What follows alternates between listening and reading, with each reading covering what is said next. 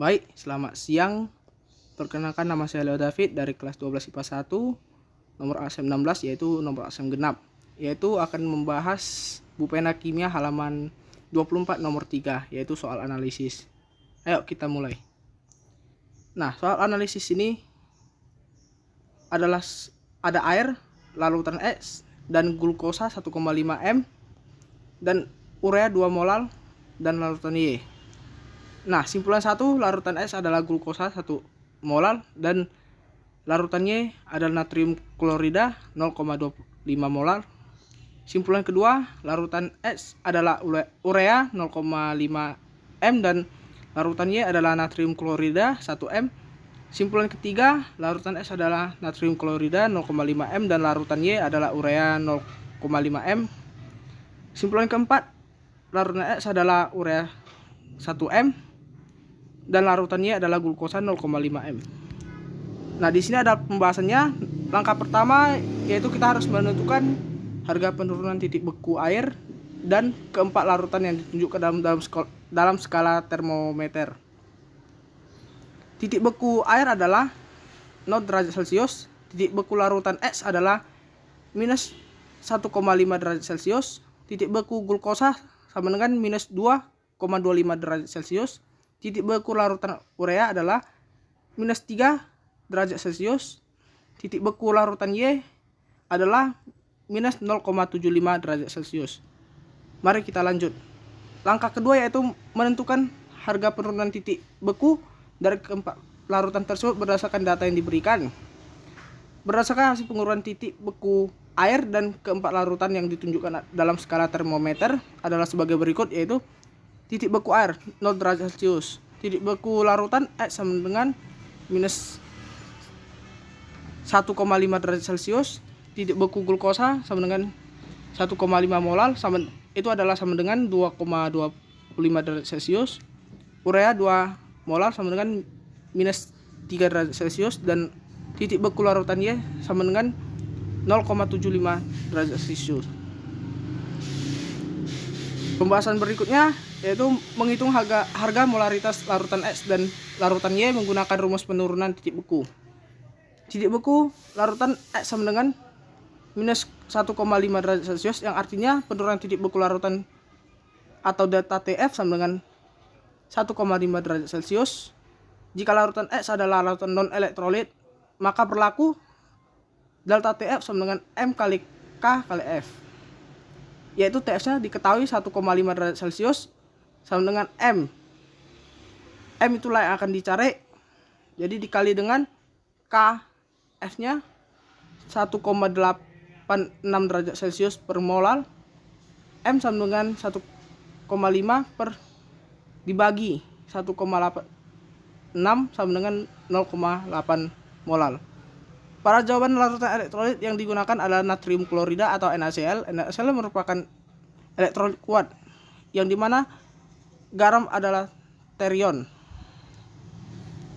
Di bawahnya adalah rumus untuk mencari larutan non elektrolit, sehingga hasil dari larutan natrium klorida adalah 0,4.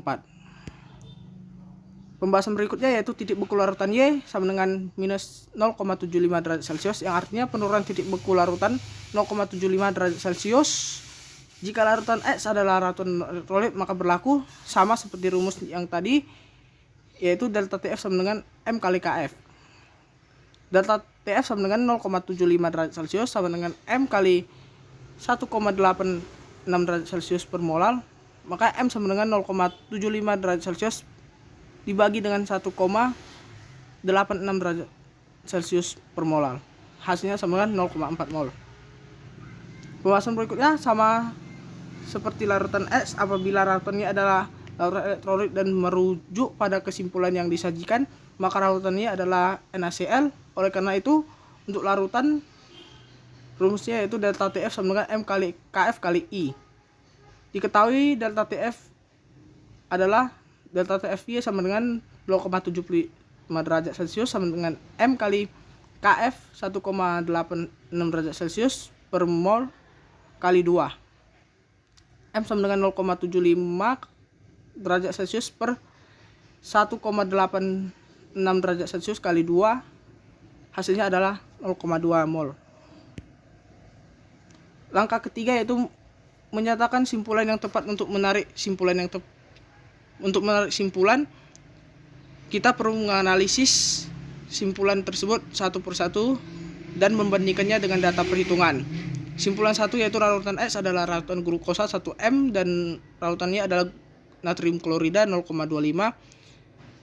Jadi larutan glukosa merupakan larutan non-elektrolit, maka data perhitungan yang digunakan untuk perbandingan adalah data larutan non-elektrolit yaitu 0,8 M atau molar. Selisih konsentrasi adalah sebesar 0,2 M. Selisih konsentrasi ini tidak terlalu jauh sehingga dapat disimpulkan bahwa konsentrasi larutan X sesuai. Berikutnya, larutan natrium klorida merupakan larutan elektrolit, maka data perhitungan yang digunakan untuk perbandingan adalah data larutan elektrolit yaitu 0,2 mol. Konsentrasi NaCl pada simpulan mendekati hasil perhitungan. Selisih konsentrasi adalah sebesar 0,05 mol sehingga dapat disimpulkan bahwa konsentrasi larutan Y sesuai. Simpulan kedua yaitu larutan X adalah larutan urea 0,5 mol dan larutannya adalah natrium klorida 1 mol. Larutan urea merupakan larutan non-elektrolit, maka data perhitungan yang digunakan untuk perbandingan adalah data larutan non-elektrolit 0,8 mol. Larutan natrium klorida merupakan larutan elektrolit, maka data perhitungan yang digunakan untuk perbandingan adalah data larutan elektrolit 0,2 M. Konsentrasi NaCl pada simpulan terlalu jauh selisihnya dengan hasil perhitungan yaitu 0,8. Oleh karena itu dapat disimpulkan bahwa larutannya tidak tepat atau salah.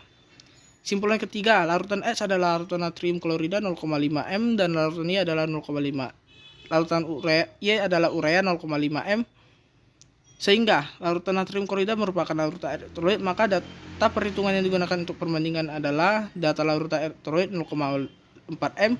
Perbandingan data perhitungan dengan simpulan tidak begitu jauh yaitu 0,1 M sehingga larutan X sesuai.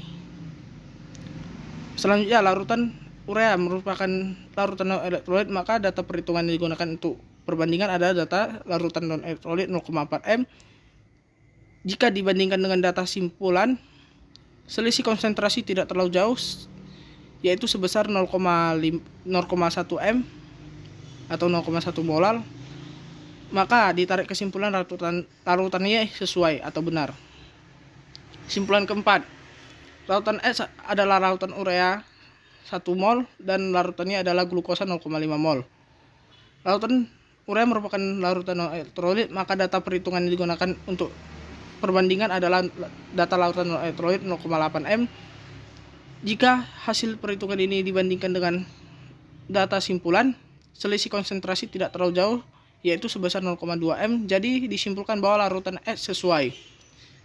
Selanjutnya, larutan glukosa merupakan larutan non-elektrolit, maka data perhitungan yang digunakan untuk perbandingan adalah data non-elektrolit 0,4 M. Apabila hasil perhitungan ini dibandingkan dengan data simpulan, selisih konsentrasinya tidak terlalu jauh yaitu sebesar 0,5 M. Jadi disimpulkan bahwa larutan Y adalah sesuai. Jadi simpulan yang keempat benar. Jadi kesimpulan yang dapat diambil yaitu simpulan pertama memiliki simpulan yang benar, sedangkan yang kedua salah, simpulan yang ketiga benar, dan kesimpulan yang keempat benar sesuai dengan pembuktian yang telah disimpulkan di pembahasan tadi. Sekian video presentasi dari saya untuk menganalisis soal ketiga. Mohon maaf jika ada kesalahan kata. Sekian dan terima kasih. Selamat siang.